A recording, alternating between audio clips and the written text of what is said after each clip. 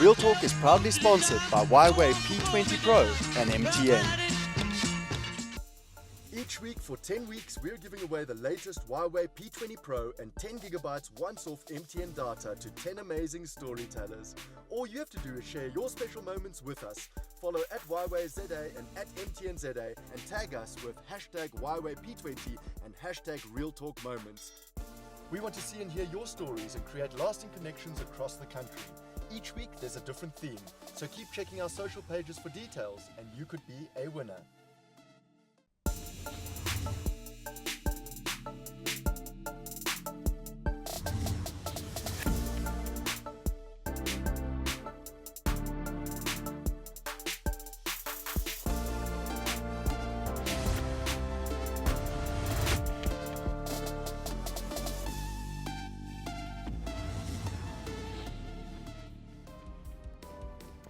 Good evening and welcome to Real Talk. I'm Azania Mosaka. The idea that couples will enjoy long, happy, married years together is one that most people long for. The picture of elderly couples who've been married for over 60 years and end up passing away simultaneously, hand in hand, is one we've seen in fairy tales as children.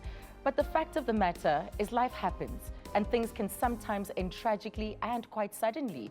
Well, tonight on Real Talk, we've invited women who have survived the passing of a spouse to share their story with us in an effort to show you at home and for all of us to learn that you are not alone and that the time as it passes serves its purpose in your journey to healing. Their friends, fellow musicians, neighbors, and relatives had all described my first guest's husband, Mendoza. They described him as a man who adored his wife and children.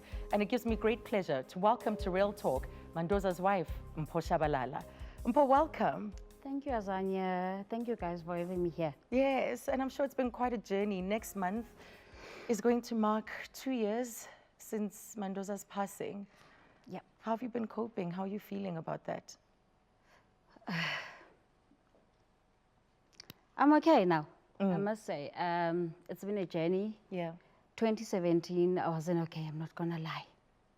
I went through different stages of grief. But now, through the grace of God, I am well. Yeah. I am well. Yeah. What were those stages, like the ones that stand out especially? You know what? Sometimes I can't describe them because at times I'll feel like, you know, it's a dream. Because he was a joking person, he loved jokes. He'll feel like, I used to think at times he'll come back and say, Nyadlala, I wanted to see what you're gonna do. There were times I spent day after day parked by the graveside, by West Park, by McDonald's, by KFC, and just sit there and eat and yeah. Talk to him in your mind.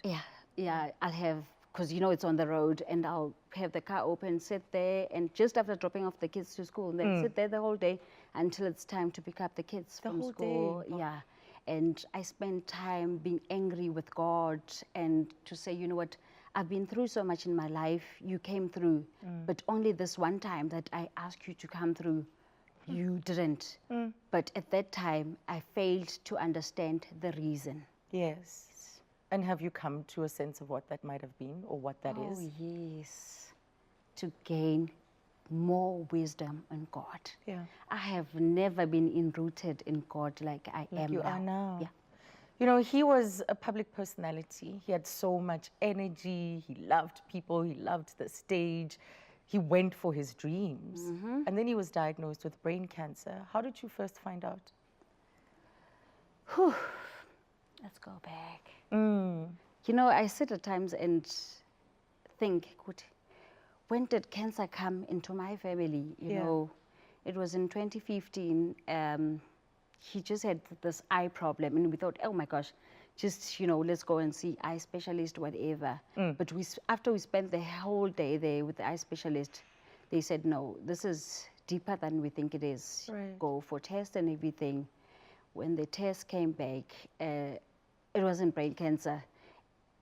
He was diagnosed with nasal, what, I forgot that name. Yeah. Yeah. But then he went through the treatment in 2016. Yeah, 2015. He was fine, he was cancer-free. We had the Christmas, he went to perform and everything. came 2016. January, life is back to normal. We have family, we have again. I'm going to work, he's working. Yeah. He's in the studio, Wow. he's amazing. He's like saying, Energized, like he excited. recorded the song called Asimang Limang. Yeah. No one goes through such a thing and comes out. And he was just saying, wow, I've made it, you know, we're celebrating. Then again, this eye thing came back to the other eye now. Yeah. And we're like, no, let's take it quickly and see what's happening. We've been here. We've been here. It's nothing. We're just going to go through this and get over it. Diagnosed with cancer again, but this time it was just growing in a hectic stage. That, you know what, we're told he can't do radiation again because he's done a full stage of Right. radiation. The chemo that he needs to be on is not available in South Africa. You're hearing all these negative things and you're like, don't tell me all those negative things. me Tell solutions. give me solutions. Tell Right. me, tell me you're gonna find something to cure this man. And they said, at the moment, we're still looking into something, you know, we're ordering something for him while we'll put him on something that will just Okay. numb the cancer and everything. Okay. I said, okay, fine, we'll deal with that. The chemo was ordered on its way from overseas. He was on this, you know, temporary chemo that's gonna numb things and everything. Still full of life. But now he lost his sight in both the eyes. But he was still full of life. Still full of life, and said, you know what, then I said, you know what, doctors said, at the moment, just hold on with the work and everything. And I mean, how are you going to go on stage while you don't see? Yeah. Get the treatment and let's see after that. And he said, no, if anything has to happen to me, it will happen on stage. Yeah. Because that's my first love. And I knew that he loved me, but Exciting. that was his first love, being on stage. you knew you came second. I came second when it came to music. Yes. Well, Mpho, we've got a caller. I mean, here we are. We just started the show. We have Theo. Theo from Boomshaka. Hello, Theo. Oh my gosh. Ah, Theo.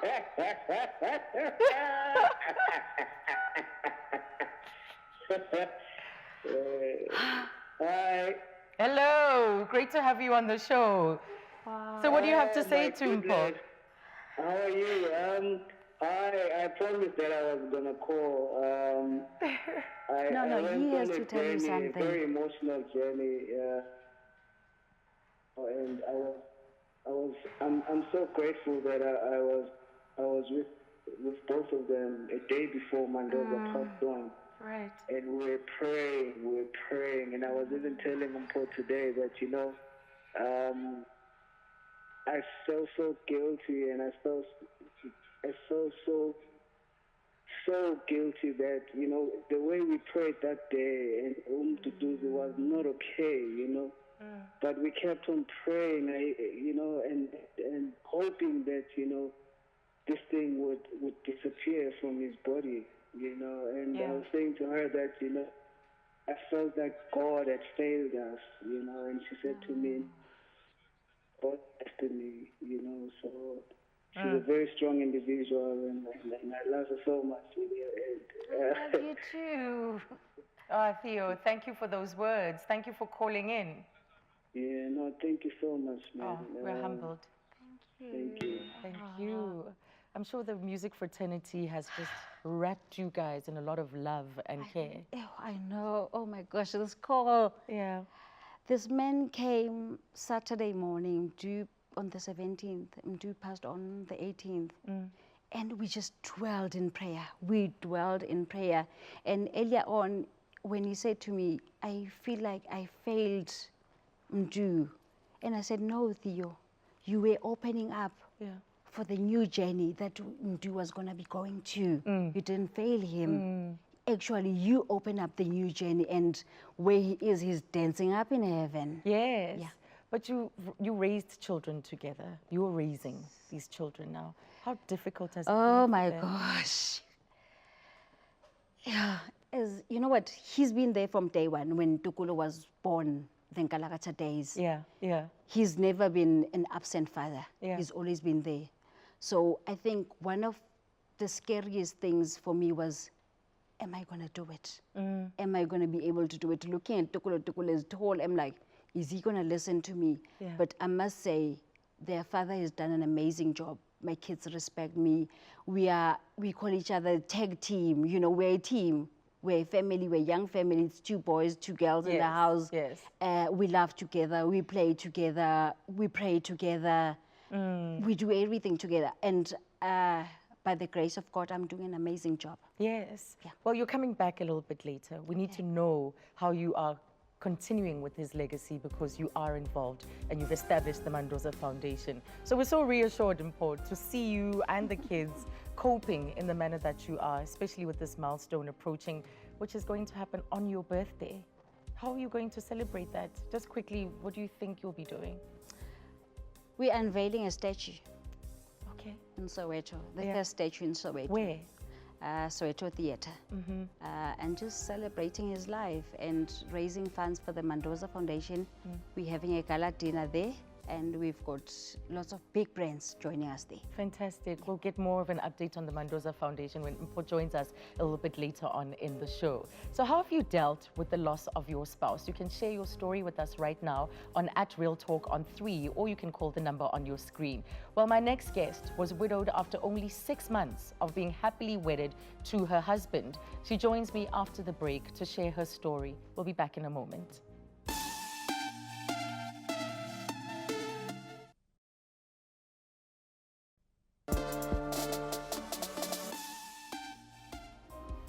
Welcome back to Real Talk on SABC 3. Tonight on Real Talk, we're discussing surviving the loss of a spouse. Rosalind Goldstein went from happily married to widowed just after 6 months of being married. Rosalind and her husband, Robert, got involved in a tragic accident last year, which put her in coma and, unfortunately, took the life of her beloved husband, Robert. The pain of being a young widow was unbearable as she was suddenly thrust into unfamiliar territory. Rosalind is here tonight to share her story. I found you incredibly courageous to do this, especially after it's recent. These are recent events. Thank you, Azania. But I don't feel strong, but it's encouraging to hear everybody say that they feel that I'm strong, but I Yeah. don't feel like I am strong How at the do you moment. feel? It's weird emotions, and some days I'm okay. I handle my day properly, and other days, I mean, the other day we didn't. There was no water at my place, and just doing the whole kettle thing to the bath, that just made me think of him so much, and it just messed up my whole day. Even when I got to work, I was just a mess. It's every varies. day is Yeah. interesting, so I never know how each day is going to be, honestly. I He just was try. in your life for a very long time. Tell me about how you met, because you met in primary school. Yes, I met Robert for the first time when I was in grade 7. Yeah. But I don't think we had any interactions until a few years later, when I was in high school. I think I was in grade 9 or 10. Yeah. And then he had grown up to become a handsome young man. But yeah, so we didn't speak to each other after we met. And only in high school we started again to like speak and have a friendship. So is it true he pursued you for like 10 years and you just resisted that entire time? I honestly thought it was a cute crush, and I thought he would get over it. But after the first 5 years, I was like, this guy's He's quite serious about this. He's So a what made bit you change weird your mind? and stuff. Essentially, what happened is that I was in the drama team at church, and he joined the drama team. And I don't know whether he joined because of his passion for acting or for me, but one of the scenes that we were going to do in the drama was very violent. So we had to practice a lot. So we started spending a lot of time together. Even though we were friends, we never spent so much time together. And even after the drama, we found ourselves still wanting to chill with each other. And so I took a leap of faith, and it was the best decision I ever made in my life. Yeah. Yes. So a tragic day struck. You weren't well, and he came to pick you up. What happened after that? Do you remember the details of that day and that car accident? I don't remember the details, but I hear it from other people. Yeah. And essentially, we were coming from my work, and he worked a street away from me. So we were using one car, and on our way back, I think I was going to drop him off at work. I'm not quite sure, but I was in the driver's seat. Yeah. And so the witnesses say that the car started to just skid onto oncoming traffic. And then a truck hit into us. And he died on impact. It was like, and in my head, I think death was something that I always thought we'll experience later on. And, you know, me and Robert had dreams and everything. So I was shocked when finally, when people told me weeks later after his death. So it was really hard. I mean, the impact on his body was so great that his body hit my body, and it broke the bone in my neck and my upper spine. My pelvis was broken. My spleen had to be taken out. All my ribs on my left side, and my lungs were the size of a baby's fist. I had blood in my lungs and blood in my brain. It was, the doctors say I was critical. So even your prognosis wasn't good. It wasn't good at all. They So you didn't woke think up- I'd make it. You woke up from a coma, and that's how you found out.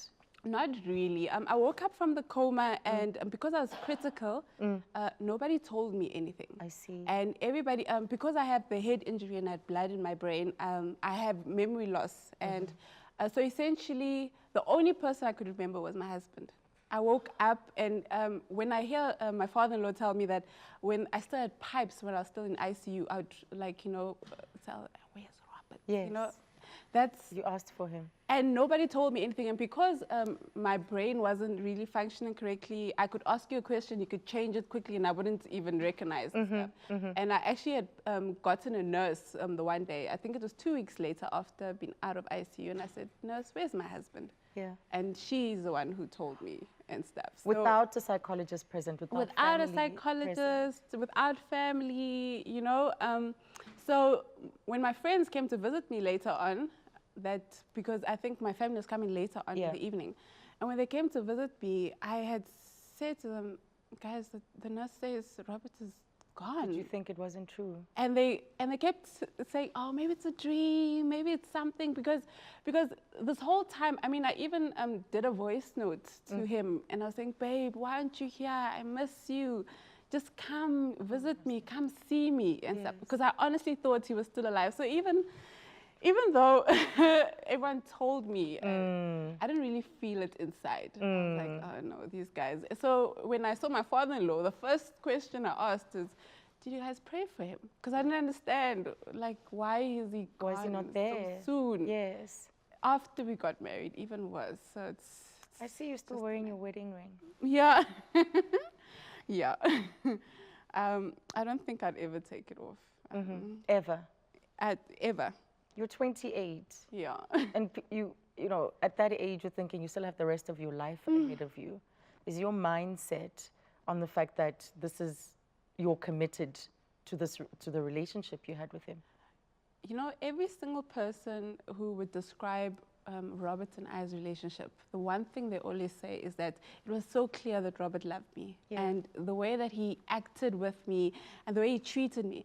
And essentially, it would be so hard for someone that was A grade, who treated me amazingly. I can't imagine ever being with anybody else. And to put my heart on the line again, because with his death, I was honestly heartbroken. It hurts inside, you know? And so to do that to myself again, and then if something happens to them, it's too much. It's too really much. too much. Do you have a ritual? Is there something that you do on a daily basis? Well, yeah. Well, I think I'm very honest with how I feel. Yeah. I'm very honest with myself, and so when I'm feeling down, I allow myself to feel down. You know, I'm not about pretending to be okay when I'm not okay. Before I got a discharge from hospital, I had to see a psychologist. And when I got out of hospital, I stopped the sessions completely.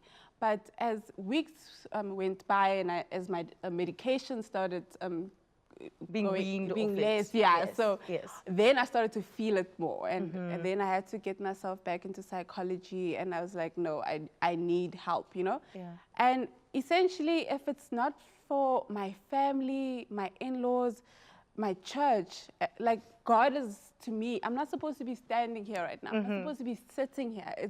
I'm really a miracle. I can't explain it to you because I'm not supposed to be walking. My doctor doesn't even understand. Is it something you want to understand someday? Does it feed into how you approach every day and what you do with your life?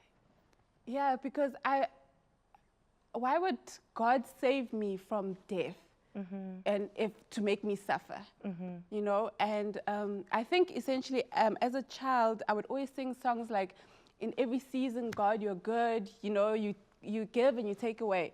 But it was never as relevant as it is now, because I'm like, you give and you take away. And when I sing the songs, I say, I will still praise you. And then this happens, and then I'm like, okay, Lord, I'm still going to praise you, because he got me out of here. If I had to compare how I was when I got out of hospital to now, the learning how to walk again, everything like that, that already just tells me that, no, this is Miracle in action. God, honestly. Miracle I can't in explain action. it.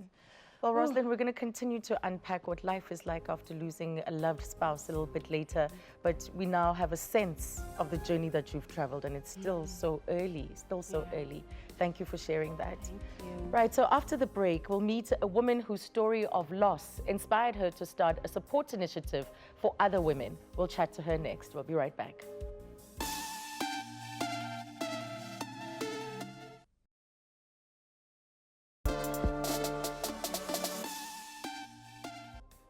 Welcome to Real Talk here on SABC 3. The stage is yours.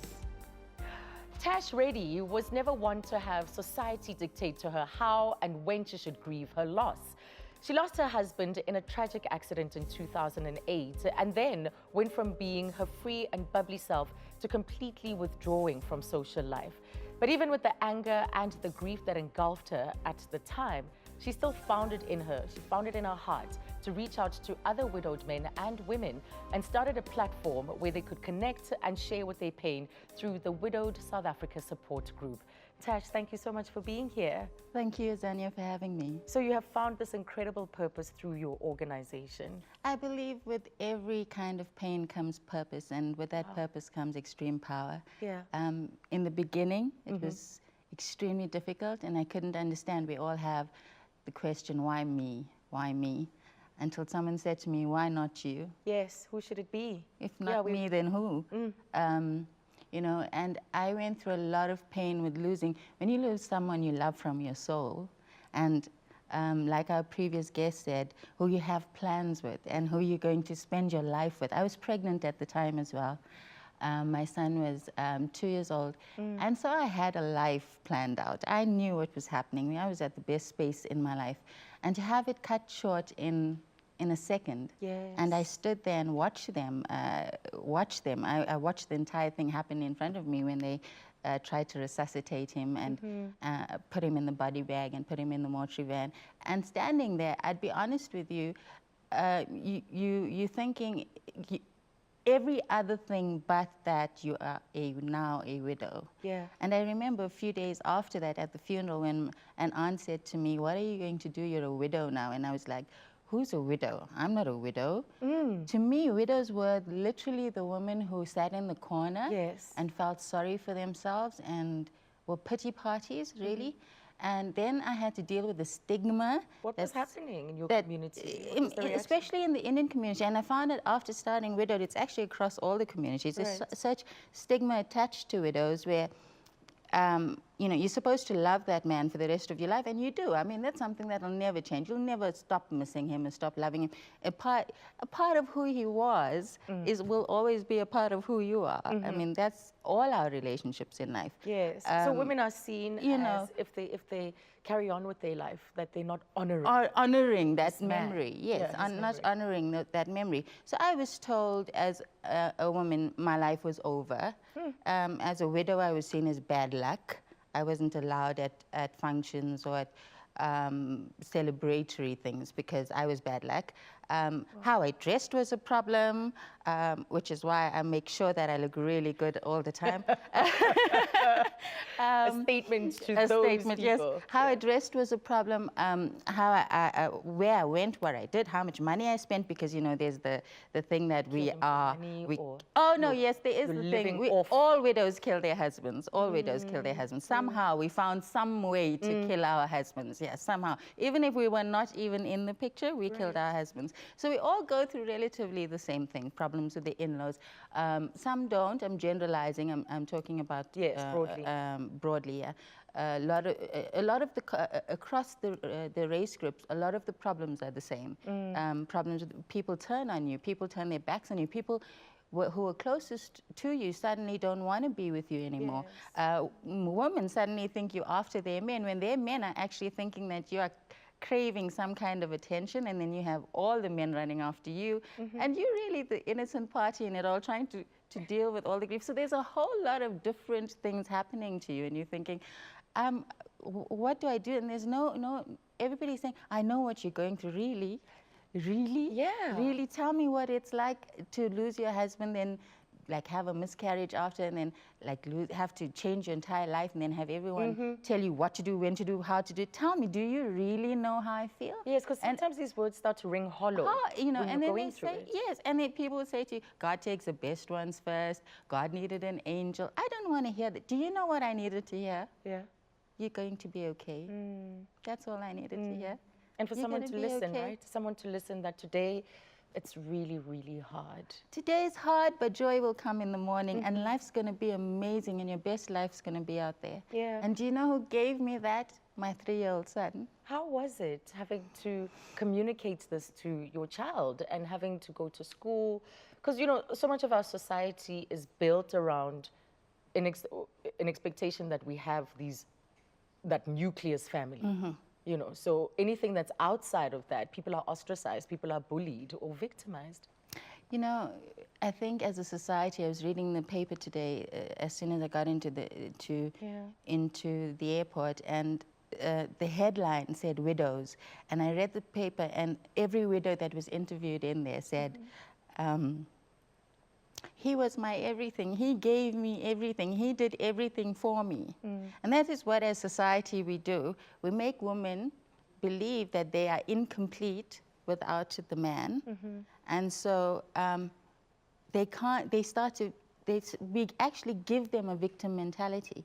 And like I was bringing back to my son, at that time he was 3, he's now 13, Daniel, going and getting Going on 16. going on, no, not even 16, he's somewhere else, but I adore him to bits, into girls, and teaches me all about rap music and everything. He's the only man who can literally bring me to my knees constantly. Yeah. See, he has me in tears now. Just Think of him. I love my son, and I now have a little girl as well, Isabella. Yeah, because you remarried. I remarried, which we'll get to. Yeah. Just to let you know that Daniel came to me when I was that broken, when I felt that I was incomplete because I didn't have a man, and when I was told that I didn't have life, I didn't deserve to have life. Daniel said to me, "It didn't happen to you. You didn't die. My daddy died. Yeah. I need another mommy if you're going to be broken." And I refuse to be broken. And that is the thing, Azania. God didn't create women to be broken. He didn't create women to be weak. He didn't create women to be incomplete. He created us to be all things and everything. He created us to be courage and strength and power. That's why we're mothers. That's why we're mothers. That's why we are the foundations of this country. Yes. You know. And I refuse to be weak. I refuse to have society dictate to me, you will not marry, you will not wear that, you will not go there, you will not. I refused to be told what to do. And I loved my late husband. I did love him. But after that, I lost my brother, who was 20 years old, in a car accident. I then lost my father, who was 56 years old, to a heart attack. Life is unpredictable. Absolutely. And again, it brought me to, they died. I didn't. I had the honor of being my husband's forever after, happily ever after. Oh, what a way to look at it. Didn't I deserve a happily ever after? Yes. I deserve That's a a great happily way ever to look after. at it. So how did you know you were ready? How did you know you were ready to Ready get is back into Ready this? Ready is such a optimum name or word, I promise you, because my son's Daniel Reddy, I'm Tash Reddy, and I said you know, you become very protective as a single mom, especially when you have a little boy, and I used to always say, I will not get married again, and if I get married again, I will never change my surname. And I'd say to God, never change my surname. That man would just need to deal with the fact that I will be ready for the rest of my life. And and then I met my husband, who I actually went in and I met him because I was making little mementos for my late husband's memorial service that we were having much later on, a memorial gathering actually. And I met my husband and he introduced himself and I laughed because his name, he told me his name, he said, his name is Daniel. And I said, oh, that's my son's name. And later on he said to me, my surname's Reddy. And so my son and my husband have the same name and surname.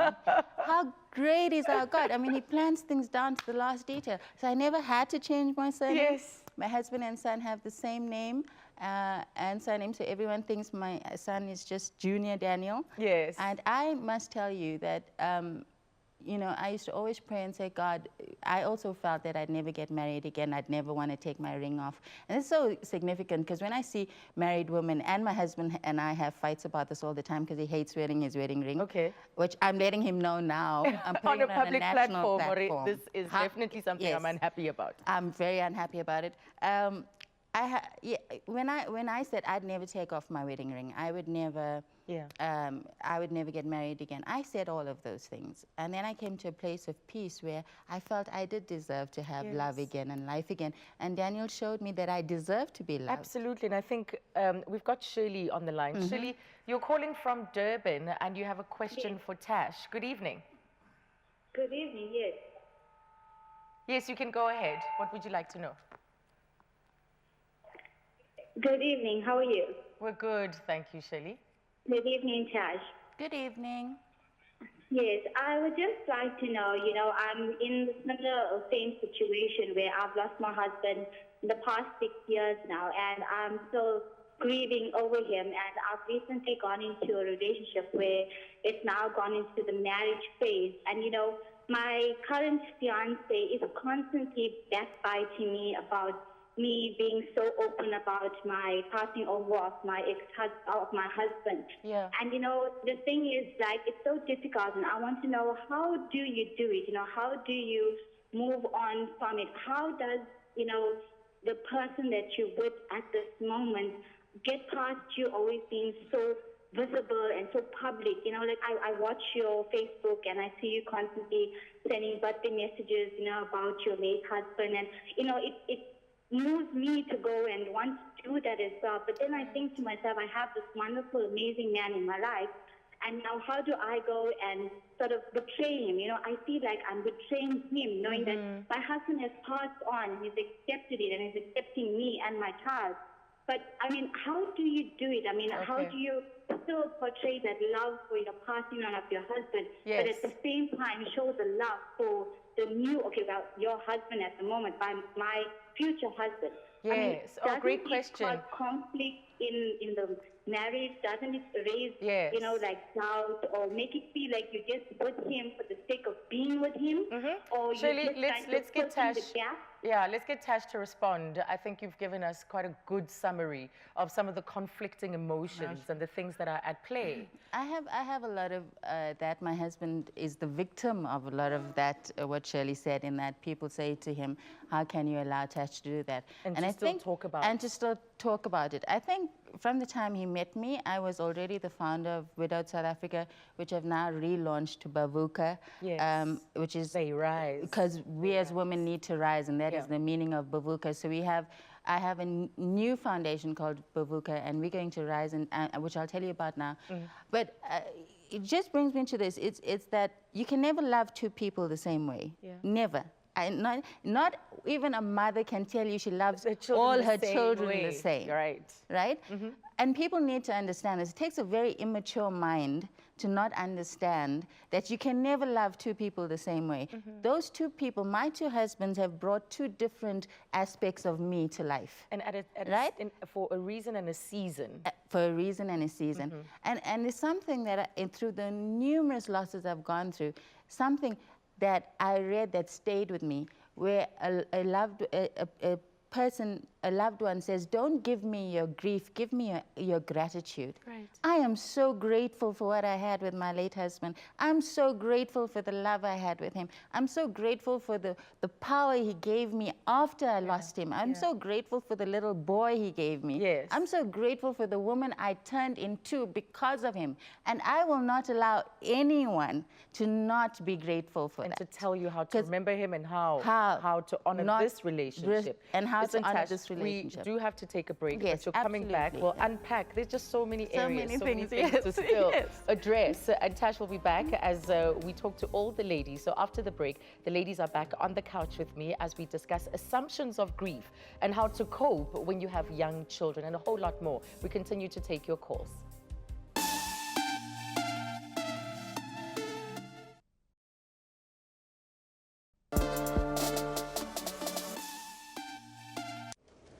Mrs. Lee, I believe you have some words to say about the dearly departed.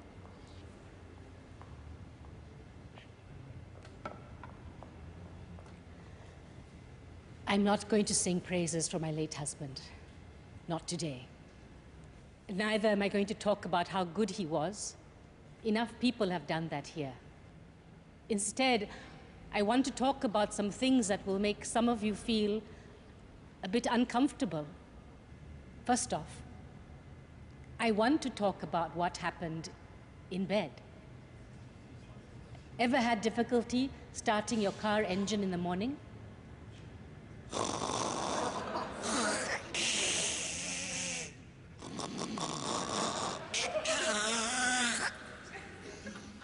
Well, that's exactly what David's snoring sounded like.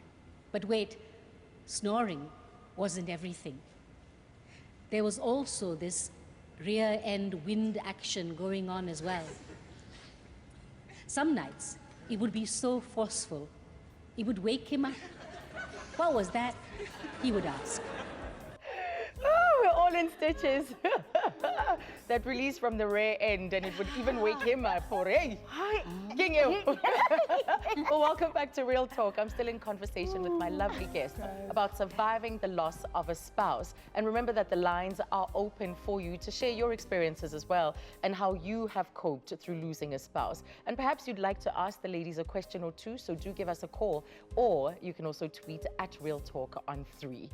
So that was a little bit of light relief, you know. It was. But you see, how can you not celebrate But somebody? is it difficult to laugh in that time? Do you feel when you have those moments where you find yourself not having forgotten as such, but when the grief is on the side and you're just having a regular everyday moment, like laughing with friends, laughing in that moment? Was there guilt when that happened, Mpho?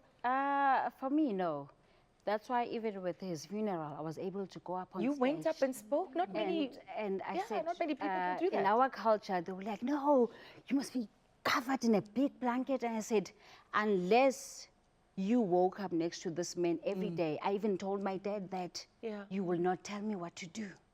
I am the one who woke up next to this man every day, so I will do what he was going to do if I was lying in that coffin. And, you know, for me to keep it going, I had to, at times, step away from the funeral, go into a memory place, our memories, and just laugh and think that, you know what, as the coffin is going down, or while, you know, everyone is crying, he's walking up in heaven and saying, hey, Lebo Matosa, hey, Brenda Fassi, look at my funeral. You know, he was like that, you know. So I had to go into just in this imaginary mode, into the memory. But there's also a lot of pressure around the performance of grief. Like you said, Mpho, that people didn't think that you should speak. Women are often criticized about how they perform grief. I know someone whose husband had passed away, and weeks after, about 2 months or so, she took the kids and they went on holiday. And people were like, how dare you? You know, because they want you to sit in some dark corner for the rest of your life. And that's why I was saying to you, Azania, society, like with this article in the paper today, society dictates to us that we need to be victims. Yeah. So you will grieve for so long, you will not do this, you will not do that. And as women, we were not meant to be those things. So we need to celebrate the lives that we had we were people happily ever afters. We were literally, we got to be the person that person loved till the end of their lives. And we need to rise from who we are and be better than that. We need to dictate to society that we are not victims. This is how I'm going to address my pain. We have children to bring up. Any experience with that? I think when I just got out of hospital, we had a close family friend, Uncle Flory Kimbangu, and he came to speak to us and give us advice. And he had said that mourning and grief can start at the same time, but we never ever gonna all be as a group. We're not ever gonna be like feeling the same or be at the same place and stuff. Same time. So I think that opened us up more, and I think as a family we started to understand each other more and started to understand that, okay, this one is taking more time, or this person needs some time right now, and so on. And I thought that was the best advice ever, that grief is not something that you do as a group. Yeah, there isn't You a do it by template. yourself. And also there isn't a template as to how it should look from person to person. Yeah. Well, we're still coming back with more with our ladies today, and I'll read more of your comments and address the moving on pressure that's coming up after the break.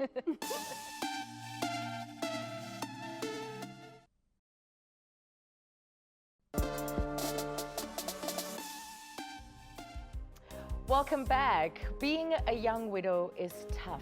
There are all sorts of expectations of how you should engage with your own feelings. But is there pressure as well to get over it at some point, and that expectation that you need to move on? That's what I ask my guests next. Now, Tash, we know that you've moved on, you've remarried.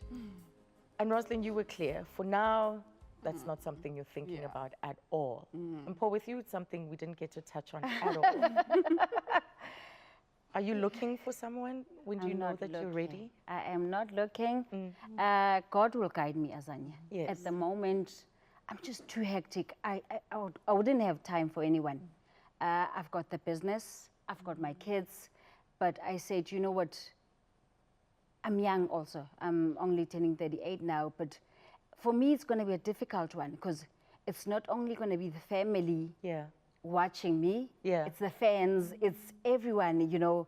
So I said, you know what, I'll take my time. When the time is right, I'll know. So you're not missing I wanting do. a I'm human. I miss the touch. I miss the physical. I do. I'm human, but also I don't want to just go and get anyone. I want someone. Our souls connected. Hence, he died on my bed. Everything with us, you know, connected. Yeah. I want a soul partner. I don't just want a partner. Right. Yeah. So what's been the hardest thing to adjust to? You know, because having someone there does ease certain things in life. You know, someone who's bearing witness to your life, who's dealing with life matters, everyday matters with you. Rosalind, is there something that has become harder now on your own? I think the reality has really hit me hard, because I didn't just lose Robert. I lost our dreams, our children, the house he was going to build for me, like all these things. And it's trying to find a new blueprint, because my blueprint was so tied up with him. It's what Sheryl Sandberg calls option B. Yeah. You know, after plan A didn't work out, or option A didn't work out, you now have to revert to option B. You know? But I don't know what my plan But B you is. didn't have an option B.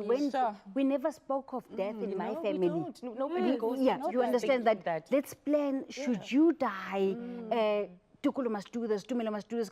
No, we never spoke of that. But instead, we spoke of, you know, when you're better, when you get your sight back, this is what you're going to do. We're going to grow the company. We had plans. But then, reality, now you're facing financial strain, because it was both incomes. Now it's one income, and now you have to sit and restructure everything. In 12 years of working with widows, Azania, over the past 12 years, I found that women have become so dependent on their husbands. And I think, you know, as widows, we have a strength in that it forces you to become independent. Yes. And I'm remarried, and I can tell you, I literally, yes, like Mpo said, you cannot marry just anybody. You have to trust and believe that you found the right person. And I really believe that my husband was sent to me by God. He was designed specifically for me and my son. Independence. But let me tell you, being married again caused me to become lazy. My husband made me lazy. I went from being an extremely independent single mom to being a very lazy wife, because my husband takes care of all my needs. And he's an amazing guy. And I realized that women, again, we need to rise. We need to come back to the point of power.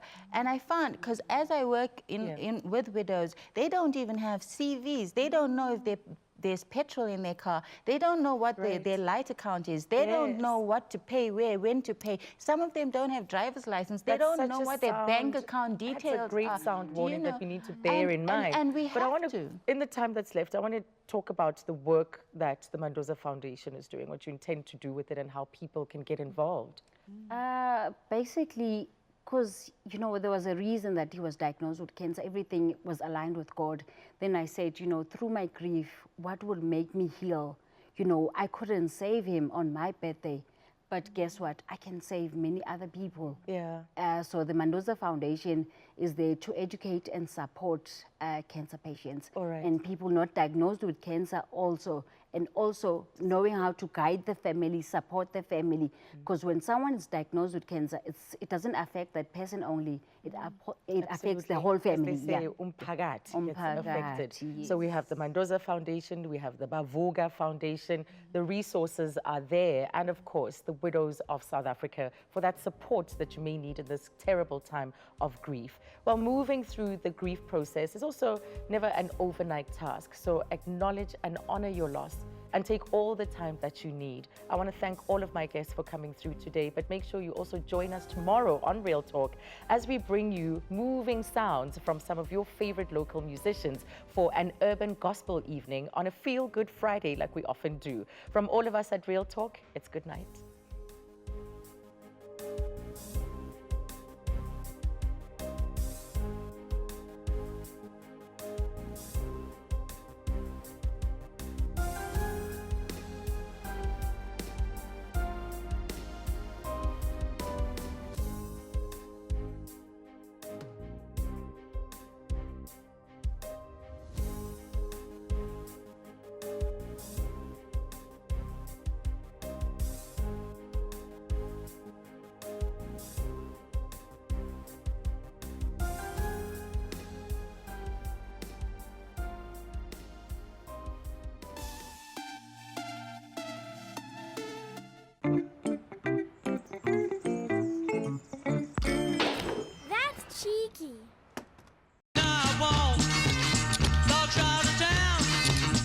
Real Talk is proudly sponsored by Y-Way P20 Pro and MTN. Each week for 10 weeks, we're giving away the latest Y-Way P20 Pro and 10 gigabytes once-off MTN data to 10 amazing storytellers. All you have to do is share your special moments with us. Follow at YWayZA and at MTNZA and tag us with hashtag YWayP20 and hashtag RealTalkMoments. We want to see and hear your stories and create lasting connections across the country. Each week there's a different theme, so keep checking our social pages for details and you could be a winner.